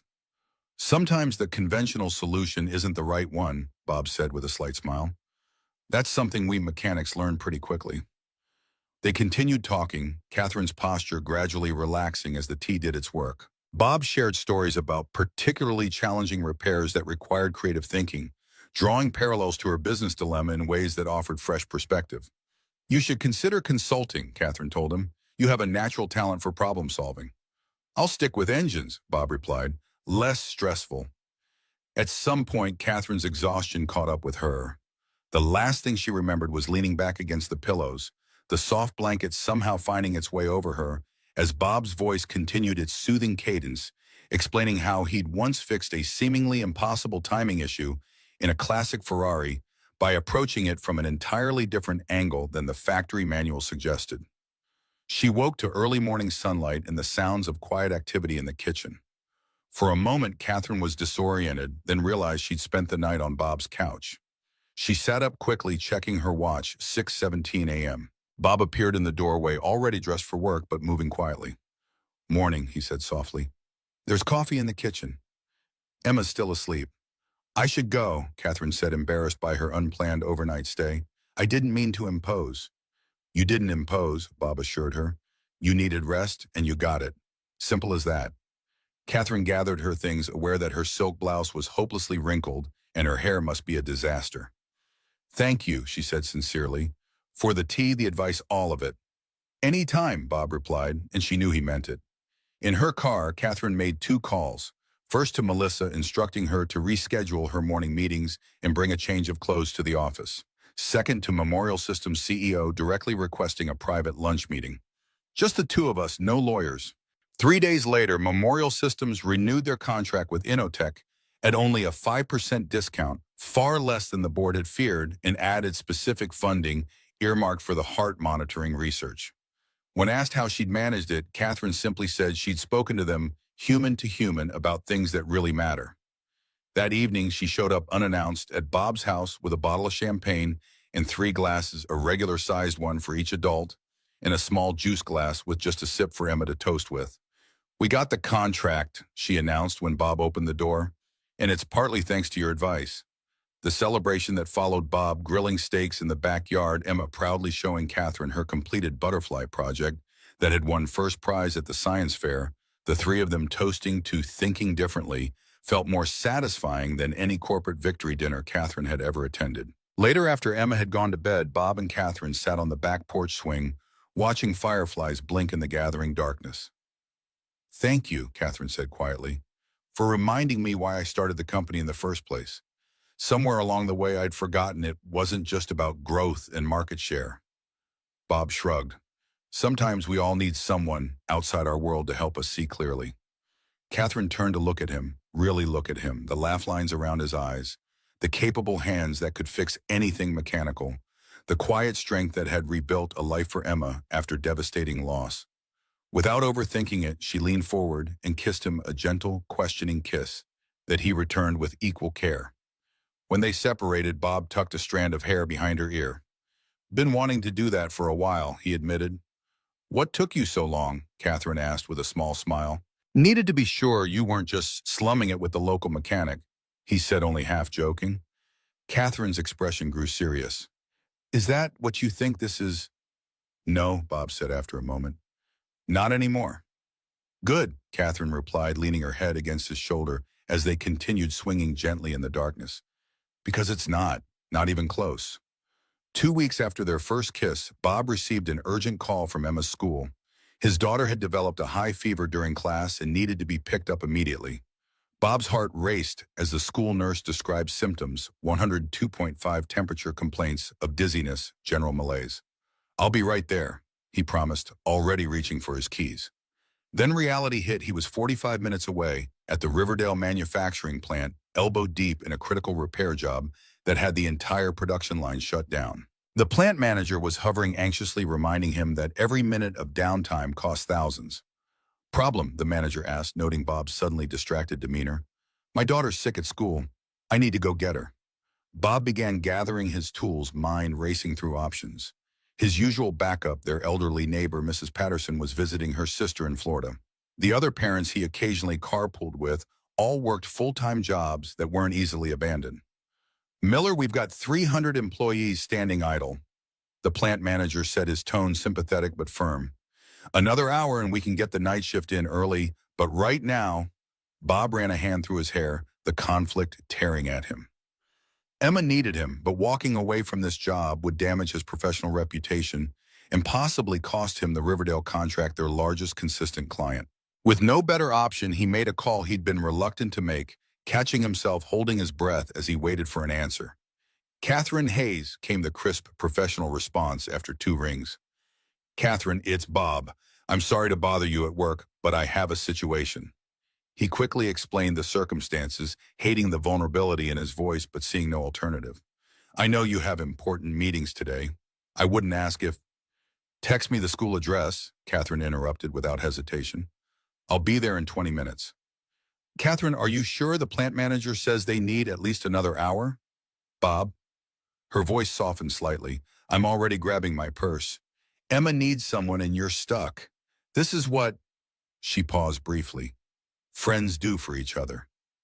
The relief nearly buckled his knees. "Thank you. The nurse's name is Garcia. I'll call ahead so they know to expect you. Focus on your repair job." "I'll take care of Emma," Catherine assured him before disconnecting. Bob returned to the machinery with renewed concentration, working with precision and speed that impressed even the anxious plant manager. 53 minutes later, the repaired equipment hummed back to life, the production line resuming with a cheer from the waiting workers. "That's some impressive work, Miller," the manager acknowledged. "Manufacturer's reps said it would take a team of 3 at least 4 hours." Bob barely heard the praise as he packed his tools and headed for his truck, his mind already across town with Emma. He called Catherine as he pulled out of the parking lot. "How is she?" he asked without preamble when Catherine answered. "Fever still high but stable. We're at your house now. The school nurse thought it might be influenza. There's apparently several cases in her class." Catherine's voice was calm and reassuring. "She's on the couch with a cool compress and plenty of fluids. We're managing. I'll be there in 30 minutes, Bob promised, already pushing the speed limit. "Thank you, Catherine. I can't tell you." "You don't need to," she interrupted gently. "Just drive safely. We're okay." When Bob arrived home, he found a scene he never could have imagined 6 months earlier. Emma was indeed on the living room couch, propped up with pillows and covered with her favorite quilt. But instead of looking miserable, she was engaged in what appeared to be a chess game displayed on a tablet, while Catherine sat beside her explaining some strategic concept. "The knight's movement gives it unique advantages," Catherine was saying. "It's the only piece that can jump over others." "Like leapfrog," Emma observed, her voice slightly hoarse but her eyes bright despite the obvious fever flush on her cheeks. "Exactly like that," Catherine agreed. She looked up as Bob entered, her professional demeanor completely gone, replaced by genuine concern. "Her fever's down to 101.2. I gave her children's Tylenol. I hope that was okay. The bottle in your bathroom wasn't expired." "Of course it's okay," Bob assured her, moving immediately to feel Emma's forehead. "Hey, kiddo, rough day at school." "Ms. Catherine came to get me," Emma informed him, as if this extraordinary development was perfectly normal. "She showed the nurse her business card and everything." Bob raised an eyebrow at Catherine, who shrugged slightly. "The school was understandably cautious about releasing her to someone not on your approved list. My company letterhead proved persuasive." "Dad, did you know Ms. Catherine invented a computer chess program in college?" Emma asked, temporarily distracted from her illness by this impressive fact. "She's teaching me strategies." I didn't know that, Bob replied, catching Catherine's eye with a silent thank you. Sounds like you've had an educational sick day. Chess engages the mind without requiring physical energy, Catherine explained. My father used it to distract me when I was sick as a child. Bob was struck by the image a young Catherine, perhaps Emma's age, learning chess moves from her electrician father during a childhood illness. It humanized her in a way that all their previous conversations hadn't quite managed. Have you eaten? He asked, suddenly aware that Catherine had likely canceled whatever executive meetings had filled her calendar to spend the afternoon caring for his sick child. We had soup, Emma reported. Miss Catherine found your recipe in the cookbook and only burned the grilled cheese a little bit. Catherine looked mildly embarrassed. Cooking is not among my many talents, I'm afraid, but we managed. She set off the smoke detector, Emma added helpfully, only briefly. Catherine defended herself, then smiled at Bob's amused expression. Your daughter found it hilarious. Dad says cooking is just chemistry for hungry people, Emma informed her, but he sets off the smoke detector too sometimes. Good to know I'm in good company, Catherine replied, standing and gathering her things. Now that your dad's home, I should probably get back to the office. Do you have to? Emma asked, disappointment evident in her feverish face. We haven't finished our game. Catherine hesitated, looking torn. Bob could see the responsibility pulling at her, the meetings rescheduled, the emails piling up, the decisions delayed. But he could also see something else wrestling with that responsibility, something newer and less familiar to her. Your move will still be there tomorrow, she said finally, clearly making a decision. If it's okay with your dad, I could come by after work to check on you and continue our game. Emma looked to Bob with pleading eyes. Dad, Catherine's welcome anytime, Bob said simply, but only if it really works with her schedule. I'll make it work, Catherine replied with a certainty that suggested corporate boardrooms would rearrange themselves around this commitment rather than the reverse. After tucking Emma in for an early bedtime with promises of chess strategies, tomorrow Bob walked Catherine to her car. The evening air was cool, carrying the scent of approaching rain. I can't thank you enough, he said quietly. You dropped everything for us today. For Emma, Catherine corrected, then reconsidered. For both of you. Either way, it was above and beyond. Catherine looked at him with unexpected intensity. Bob, when you called, you sounded torn apart, trying to choose between your daughter and your livelihood. I've never heard you sound like that before. She shook her head slightly. There was no choice to make on my end. Meetings can be rescheduled. A sick child can't wait. Still, Bob insisted, most people wouldn't have stepped in like that, especially someone in your position. What position is that? Catherine asked, a hint of challenge in her voice. CEO with a company depending on you. Board meetings, investor calls, all of it. Catherine was quiet for a moment, considering her words carefully. 6 months ago, I wouldn't have done it, she admitted. Not because I wouldn't have wanted to help, but because I wouldn't have believed anyone or anything could be more important than whatever crisis was happening at Innotech that day. She met his gaze directly. You and Emma have reminded me that there's more to life than quarterly reports and product launches. Bob stepped closer, drawn by the vulnerability in her usually composed features. Is that a good thing? For someone in your position? It's a necessary thing for someone in my position, Catherine corrected him. I was becoming a machine, Bob, efficient but hollow. She glanced back at the house. Emma's going to be okay, right? The nurse seemed confident it was just flu, but she'll be fine, Bob assured her, touched by her concern. Kids bounce back quickly. By this weekend, she'll be running circles around both of us again. Catherine nodded, relieved. I should go. There are some emails I really should answer tonight. Instead of stepping away, however, she leaned forward and kissed him more confidently than their first kiss on the porch swing, but still with a sense of wonder, as if she couldn't quite believe this was happening. Bob responded in kind, his hand gently cupping her face. When they separated, Catherine smiled, a genuine, unguarded smile rarely seen in her corporate photos. I'll see you tomorrow. Chess rematch with Emma and maybe dinner after she's asleep. It's a date, Bob confirmed, watching as she got into her car and drove away, the taillights disappearing around the corner. Inside, he checked on Emma, who had fallen into the heavy sleep of the feverish. Sitting beside her bed, he gently brushed damp curls from her forehead, thinking about the unexpected turns life could take. 6 months ago, the idea that Catherine Hayes, successful tech CEO and business magazine cover subject, would rush from an executive meeting to care for his sick daughter would have seemed absurd. Yet here they were, chess games and slightly burned grilled cheese sandwiches, somehow bridging worlds that should have remained separate. Bob wasn't naive. He knew the challenges they faced. Catherine's life operated at a pace and pressure level entirely different from his. Their backgrounds, resources, and daily realities had almost nothing in common, except perhaps what mattered most: a capacity for caring, for putting others first, for finding meaning beyond external markers of success.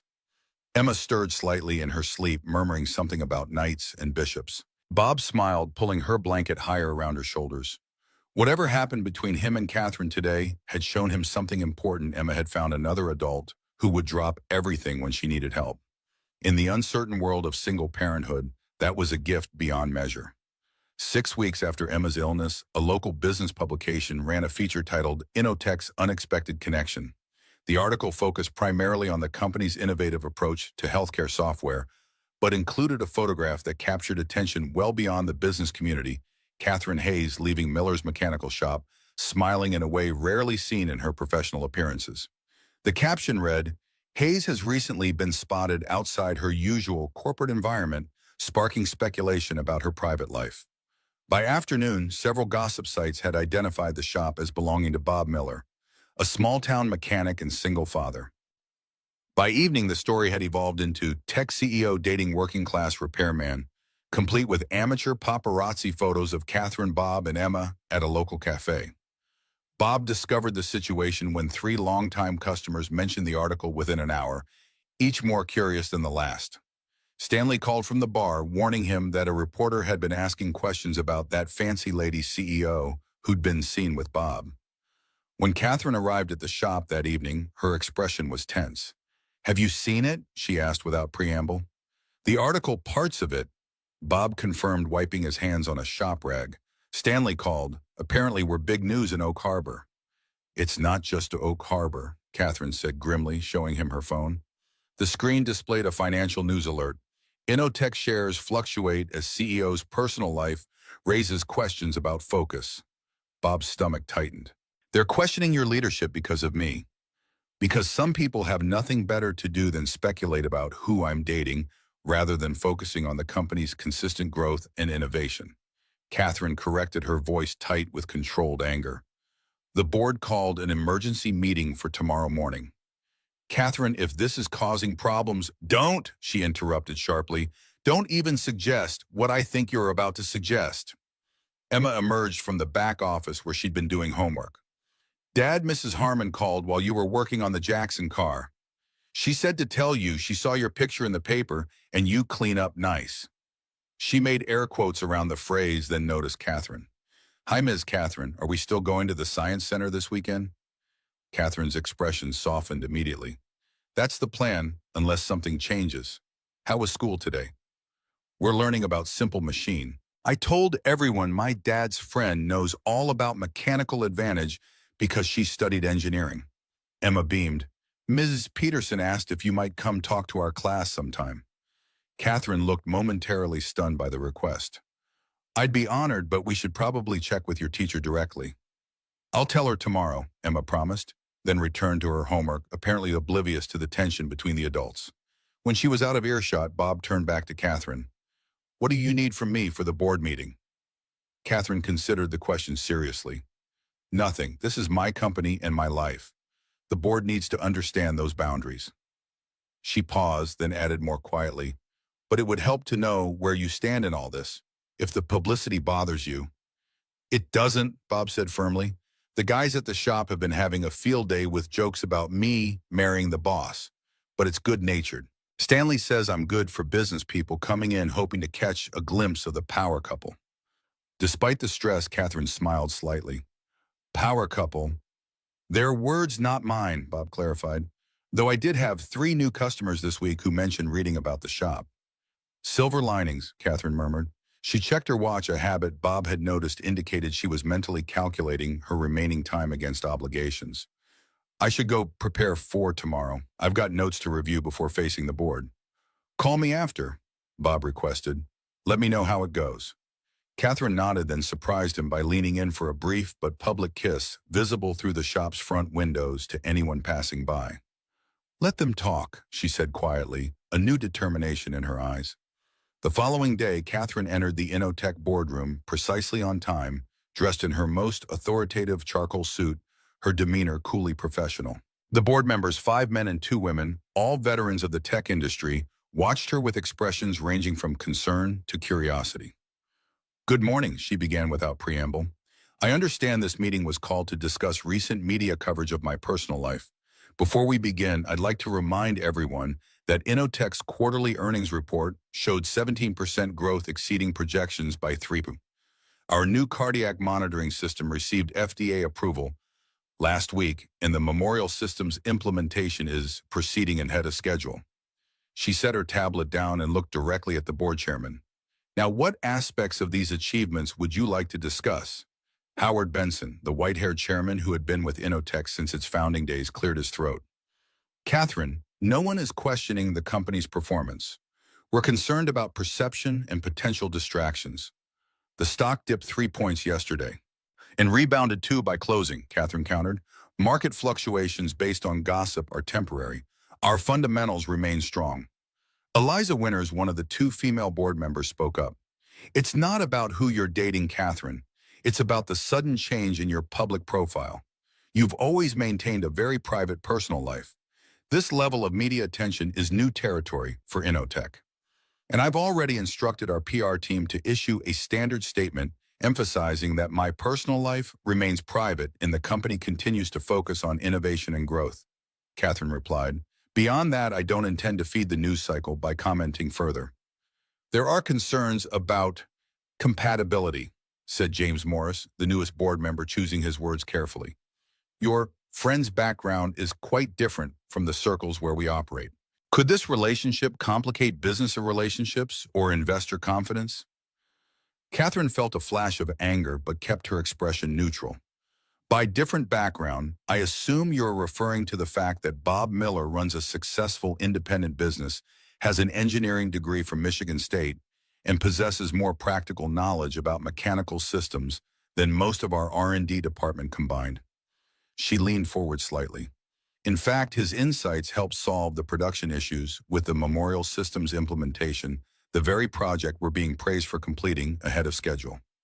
The boardroom fell silent at this revelation. "What I find interesting," Catherine continued, her voice controlled but intense, "is that if I were dating another tech CEO or a financial executive, we wouldn't be having this conversation, despite the potential for actual conflicts of interest those relationships might create. Instead, I'm seeing someone with no competing business interests, whose values align with mine, and whose perspective has already benefited this company, albeit indirectly." Howard shifted uncomfortably. "Catherine, we're not trying to dictate your personal choices. We're simply concerned about appearances," Catherine finished for him. "I understand, but I built this company on the principle that innovation comes from unexpected places and perspectives. I carry that belief into every aspect of my life." She straightened her shoulders. "Now, unless there are questions about actual business matters, I have a product development meeting scheduled that will generate more value for our shareholders than continuing this discussion." The board members exchanged glances, recognizing the familiar, determined set of Catherine's jaw. Howard nodded slowly. "Point taken. We'll trust your judgment on handling the media attention." He shuffled his papers. "Let's move on to the expansion plans for the Austin office." Catherine maintained her professional demeanor throughout the remainder of the meeting, but inside something had shifted. For years, she'd allowed Innotech to consume every aspect of her life, believing that total dedication was the price of success. Today, for the first time, she'd drawn a clear boundary. Her personal happiness was not negotiable, not even for the company she'd built from nothing. That evening, she drove directly to Bob's house from the office, arriving just as he and Emma were setting the table for dinner. Through the window, she could see them moving around the kitchen with the easy synchronization of long practice. Emma setting out plates while Bob checked something in the oven, their conversation punctuated by shared laughter. For a moment, Catherine remained in her car, watching this simple domestic scene that had become increasingly precious to her. 6 months ago, she would have worked until midnight, eaten whatever her housekeeper had left in the refrigerator, and fallen asleep reviewing reports. Now she found herself eagerly anticipating burnt grilled cheese sandwiches and chess games with a precocious 10-year-old. Emma spotted her through the window and waved enthusiastically. Catherine waved back, gathering her purse and the small gift bag she'd brought, a vintage calculator watch she'd found at an antique store that reminded her of one Emma had admired in an old photograph. As she walked to the door, Catherine's phone buzzed with an email notification, the PR team's summary of media coverage, the board's concerns, recommended responses. For the first time in her career, and she silenced the phone without reading the message, slipping it into her purse as Bob opened the door. "How did it go?" he asked quietly as Emma bounded back to the kitchen to check on dinner. "I reminded them who built the company," Catherine replied with a small smile, "and that my personal life is exactly that, personal." Bob studied her face. "And they accepted that. They didn't have much choice." Catherine said, her confidence genuine. "Turns out I'm rather good at my job, personal life notwithstanding." "Never doubted it for a minute," Bob assured her, taking her hand and leading her into the warmth of the kitchen, where Emma was proudly explaining the casserole she'd helped prepare. Later that night, after Emma had gone to bed, Bob and Catherine sat on the back porch enjoying the mild evening air. Catherine had changed from her power suit into borrowed sweatpants and one of Bob's flannel shirts, her feet bare, hair loose around her shoulders. "You know," Bob said thoughtfully, "when that article first came out, my first instinct was to step back, give you space to protect your company and reputation." Catherine turned to him, alarmed. "And now I'm wondering if you have considered what you're getting yourself into," he replied honestly. "I'm a package deal with a 10-year-old. My life revolves around school schedules and science projects. I can't jet off to Tokyo for business meetings or attend black tie fundraisers at a moment's notice." "Have I given you the impression those things matter to me?" Catherine asked. "No, but they're part of your world, a world that's now questioning whether I belong in it." Bob met her gaze directly. "I need to know if you're prepared for the long haul of this, Catherine. Not just the romantic parts, but the messy reality of merging very different lives. Because Emma's already attached to you, and if this is just an interesting diversion from your usual routine—" "Stop," Catherine interrupted, taking his hand firmly. "First, this isn't a diversion. Second, I've spent the last decade attending those black tie events and jetting off to Tokyo, and none of it has made me as happy as burning grilled cheese sandwiches in your kitchen." She smiled slightly at the memory. "As for Emma, that amazing, brilliant child has shown me possibilities I'd stopped considering for my life." "What possibilities?" Catherine hesitated, then answered with uncharacteristic vulnerability. "Family, connection, being needed for who I am, not what I can provide." She squeezed his hand. "I know we come from different worlds, Bob, but what if that's exactly why this works? You ground me in what matters. Maybe I help remind you of possibilities beyond Oak Harbor." Bob considered her words, his expression thoughtful. "It won't be easy. People will keep talking." "Let them," Catherine said with newfound certainty. "I've spent too many years worrying about perceptions and expectations. I'm more interested in reality now, and the reality is I'm happier with you and Emma than I've been in years." Bob pulled her closer, his arm around her shoulders as they gazed at the night sky visible through the trees. "Emma wants to show you her constellation map this weekend. She's added 3 new ones since you last saw it." "I'm looking forward to it," Catherine replied, leaning into his embrace. "Board meetings and stock prices can wait." And for perhaps the first time in her adult life, she truly meant it. 1 year after their first meeting at Stanley's place, Bob, Catherine, and Emma made their way through the weathered door of the neighborhood bar. Stanley looked up from behind the counter, his mustache twitching in what might have been a smile. "The family arrives," he announced, setting out Bob's usual whiskey and a cranberry soda for Emma without being asked. He raised an eyebrow at Catherine. "Still Woodford Reserve." "You remember?" Catherine said, impressed. Her business attire had been replaced by jeans and a casual sweater, though the quality was still evident to a discerning eye.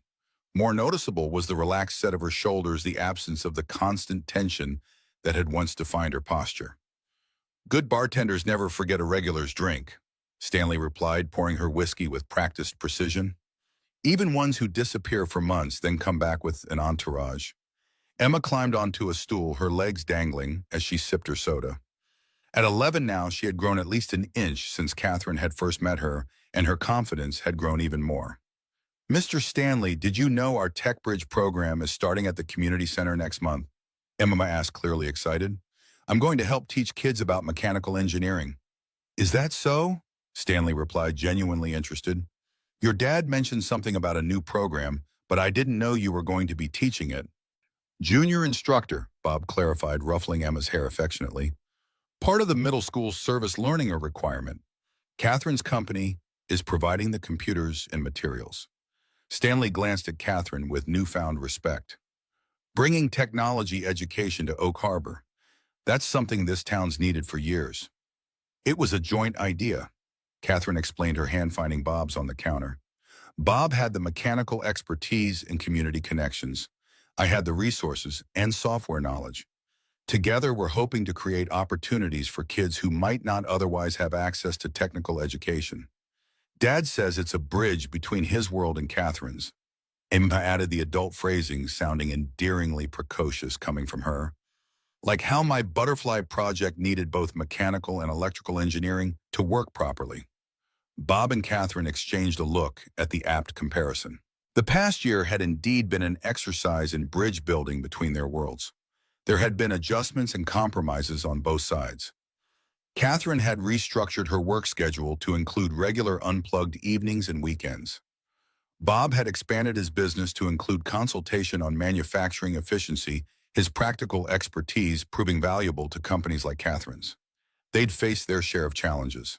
The media interest had eventually faded, but not before a particularly persistent reporter had ambushed Emma outside her school, causing Bob to consider legal action and Catherine to unleash the full force of Innotech's legal department. The incident had led to a frank family discussion about privacy and public perception that had only strengthened their bond.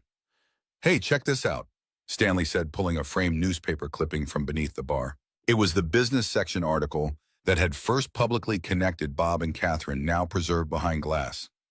Got more customers asking about you two than I can count.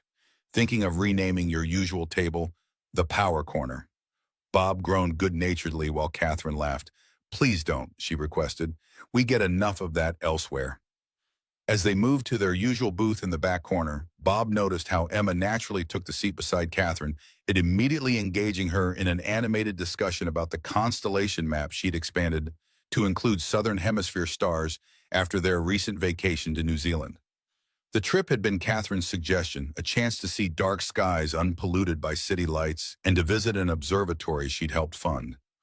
For Bob, watching Emma's face as she peered through a professional telescope for the first time had been worth every hour of the long flight. For Catherine, seeing the normally reserved Bob express childlike wonder at the Southern Cross had confirmed what she already knew, that behind his practical exterior lived a man of depth and curiosity that matched her own. After they ordered dinner, Stanley's Place had expanded its menu.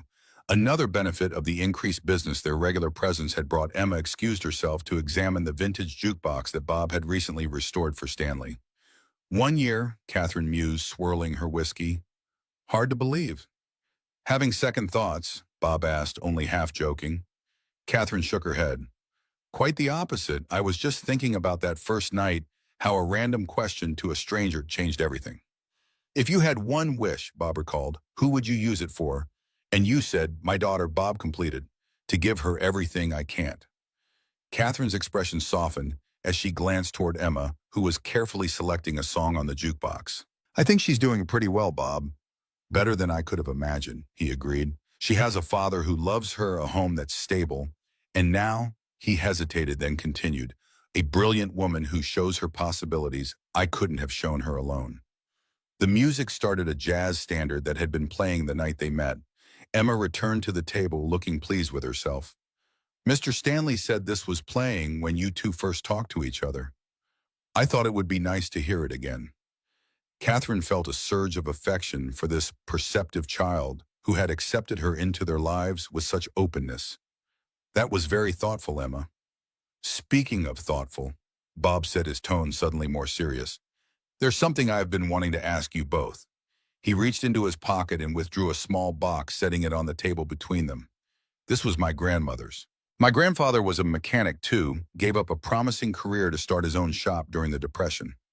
She stood by him through some tough years. Catherine's breath caught as she recognized what the box likely contained. Emma's eyes widened, darting between the adults with dawning comprehension. I'm not asking for an answer tonight. Bob continued, his voice steady, but his eyes betraying nervousness. I know there are logistics to figure out, compromises to make. Your penthouse, my house, work schedules, Emma's school. Dad. Emma interrupted, her expression serious beyond her years. Just ask the question. Bob smiled at his daughter's directness, then turned to Catherine. I was thinking about your question that first night. If I could choose another person to be in our family. He opened the box, revealing a vintage ring with a modest diamond flanked by sapphires. I'd choose you. The simplicity of the statement, echoing Emma's words from months earlier, brought unexpected tears to Catherine's eyes. Before she could respond, Emma spoke up. Is that okay to say? She asked unconsciously, repeating her question from that night. I don't want to make anyone sad. Catherine reached across the table, taking Emma's small hand in hers, just as she had done before. That's more than okay to say, she assured the girl, her voice thick with emotion. Then, meeting Bob's gaze directly, she added, and my answer is yes. Bob exhaled, relief and joy mixing in his expression as he slipped the ring onto Catherine's finger. The fit wasn't perfect, a resizing would be needed, but the symbolism couldn't have been more appropriate. Like their relationship, it would require some adjustment to achieve the perfect balance. Stanley appeared with their meals, tactfully pretending not to notice the emotional moment, or the ring now sparkling on Catherine's hand. Special occasion? He asked innocently, setting down their plates. Very special, Emma confirmed, unable to contain her excitement. We're going to be a real family.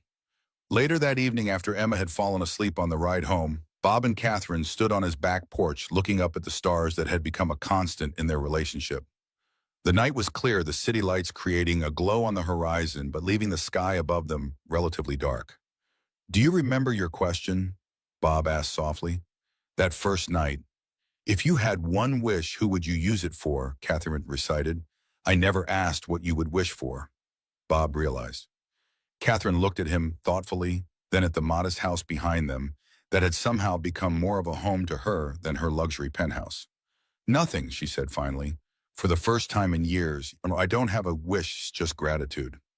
Bob smiled, understanding completely. They had both spent years focused on what was missing: comfort and security. For Bob, genuine connection; for Catherine. Now they had found something neither had been looking for, not a perfect fairy tale ending, but a beginning built on mutual respect, shared values, and the simple miracle of being truly seen. As if to confirm this thought, Catherine added, You made me visible, Bob, not as a CEO or a success story, but as myself. You did the same for us, Bob replied. For a long time after Martha died, it felt like Emma and I were just existing, going through the motions. He wrapped his arm around her shoulders, pulling her close against the autumn chill. You helped us start living again. From inside the house came the soft chime of Catherine's phone, probably another email from the office, another decision needing her attention. For the first time, neither of them moved to check it. Some things could wait until morning. Tonight was for savoring what they'd found in the most unexpected of places, a second chance at family, at connection, at the kind of happiness that had nothing to do with success or status, and everything to do with being known and loved exactly as they were.